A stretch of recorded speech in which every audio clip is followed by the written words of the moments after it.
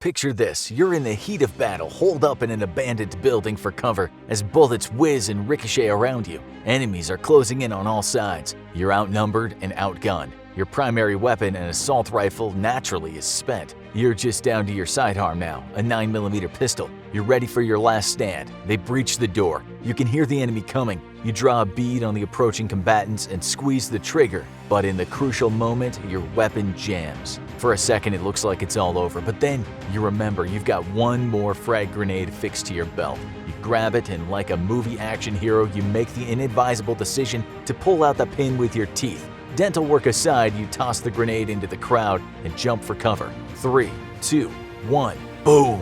Your trusty frag grenade saved the day. After all, a numerical advantage doesn't really matter when you get blown to kingdom come. In that sense, the grenade is the great equalizer. But what exactly is a grenade? How does it work?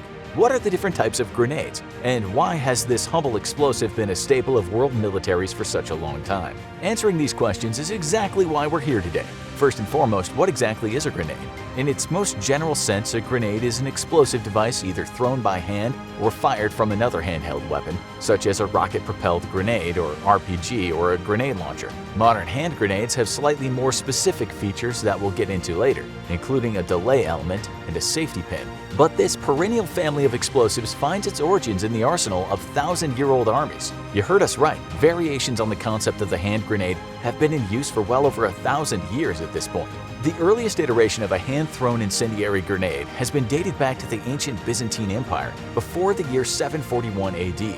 These were essentially stone, ceramic, or clay pots containing a chemical compound known as Greek fire, believed to be a mix of the highly flammable naphtha and the caustic quicklime. These terrifying weapons were shown to be far more effective than swords and arrows, so naturally, they caught on across the East. In the next 300 years, these rudimentary grenades found their way into both the Islamic world and China. This is when it became combined with another Chinese invention to reach even greater potency: gunpowder. While the modern US may be synonymous with firepower and gun culture, firearms were actually a Chinese invention, first devised around 1000 AD. These primitive guns were essentially lengths of bamboo filled with gunpowder that fired a spear known as the fire lance. That's right, we had the granddaddy of grenades around 300 years before even the most primitive form of gun. We wouldn't have rifles until the 15th century. Over 100 years prior, in the Chinese Song dynasty, grenades got their first major upgrade. The Chinese military introduced the Zhentianli, also known as the Thunder Crash Bomb, which was a whole lot more like our modern idea of grenades today. The shells around these gunpowder explosives were often made of cast iron, and they featured a delay element in the form of a fuse, giving the user a little more time to make their shot. India was also incorporating delay elements into their hand grenades during the 12th century, as records show terracotta explosives complete with fuses. Innovation was driving everyone in the same direction, and inevitably, this shiny new piece of military hardware made its way over to Europe. For the next few hundred years, there weren't many changes to the fundamental design of these thrown bombs: gunpowder, cast iron or ceramic shells, and a fuse. Quite literally what comes to mind when you picture a cartoon bomb. After all, why switch up a winning formula? In the 1590s, we finally got the first use of the word grenade in English. It's taken from the French word for pomegranate, due to both the spherical designs of the weapons and their tendency to explode into deadly pieces, much like the seeds within a pomegranate. Grenades had become a modern combat mainstay. They were used in the English Civil War, the Revolution of 1688, the Jacobite Uprising, and the Crimean War. The grenade was also a popular weapon among pirates during the golden age of piracy between 1650 and 1730. They also saw a reimagining during the American Civil War of 1861, with the introduction of the experimental Ketchum grenades among Union soldiers. These grenades were shaped more like large darts than the typical spheres. They featured a cast iron payload full of gunpowder, fitted with a pressure-sensitive plunger. The explosion would happen when the plunger hit its target, and the tail end, fitted with aerodynamic fins, was designed to help the Ketchum grenade find its target. Of course, as we know from the fact that modern grenades don't look like this, these design principles didn't catch on. However, things weren't always easy with the grenade. Early on, these weapons were often dangerous and impractical, with heavy risks of going off at the wrong time and blowing up its user. This became such a risk that in the very early 20th century, the British War Office declared hand grenades as obsolete in modern warfare. However, the success of improved grenades used by the Russians during the 1904 Russo-Japanese Wars got them to change their tune. The British government immediately began work on modernizing the grenade for practical use in warfare.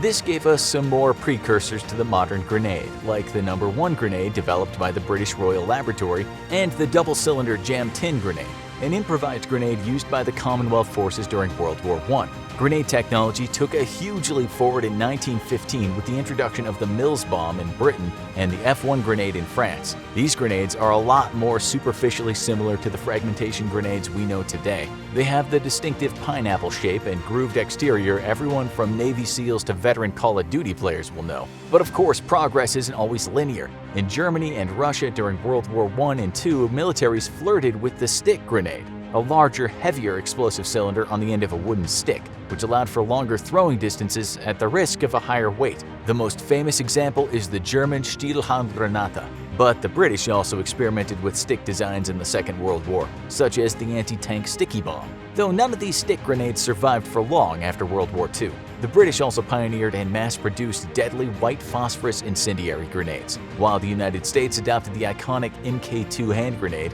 which remained in active use all the way up to 1969 before being replaced by the M26 and later the modern M67. These latter two designs lost the pineapple appearance in favor of a more classic spherical look. And this brings us to today and to modern grenade technology. We're left with two questions. What are the variety of grenades available to the world's armed forces today, and how do modern grenades actually work? What are the physical mechanics that make these little metal balls go boom?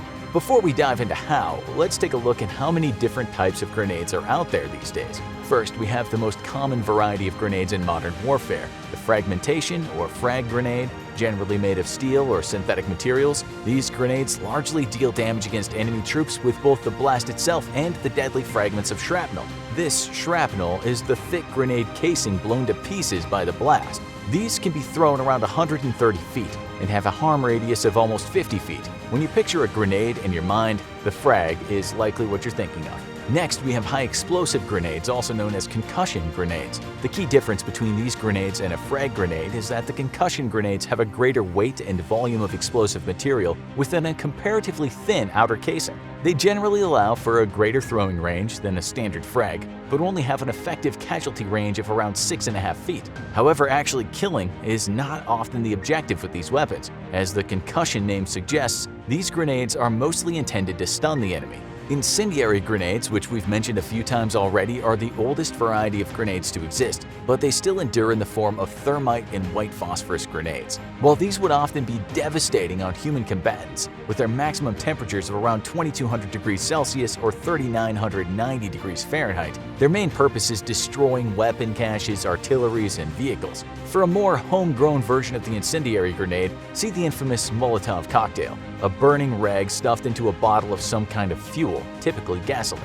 A key fact about grenades is that not all of them need to have a lethal intent or even lethal capabilities. A number of grenades are intended for enemy disorientation in combat or even civilian crowd control. Take the stun grenade or flashbang, a grenade that, due to an immense chemical reaction within, produces a blinding white light and the sound of an explosion. It causes temporary blindness, disorientation, and a loss of balance.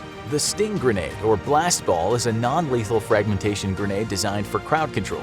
It's a grenade that, upon exploding, fires out a large number of painful but non-lethal rubber balls, often along with some eye-burning crowd control gas. Some riot control grenades purely release the tear gas, often to disperse crowds at public demonstrations. And finally, smoke grenades that, as you can probably guess, release large quantities of smoke, either for concealment or to mark a location in ground-to-ground and ground-to-air signaling.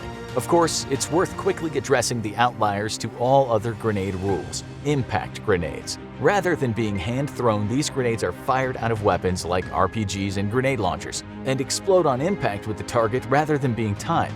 Obviously, these are a lot more precise than your standard hand-thrown frag grenade, but they're a hell of a lot more cumbersome to lug around the battlefield. Now, what we've all been waiting for: how does a modern hand grenade, specifically a time delay fragmentation grenade, actually work? It comes down to the base components: the serrated metal shell, the chemical fuse mechanism, and the actual reservoir of explosive material held within. The chemical fuse is activated by the striker, which is in turn activated by the strike lever on the top of the grenade. This is what the iconic ring pull safety pin keeps in place. The soldier grips the striker lever and pulls out the pin before tossing the grenade. This sets into motion the chemical reaction key to the grenade's operation. Without the pin in place, the spring-loaded striker lever automatically hits a component known as the percussion cap, causing a small spark. This spark sets alight and begins burning the material of the chemical fuse, a process designed to take around 4 seconds. When the fuse is burned, the flame reaches the detonator, which is a reservoir filled with more combustible material.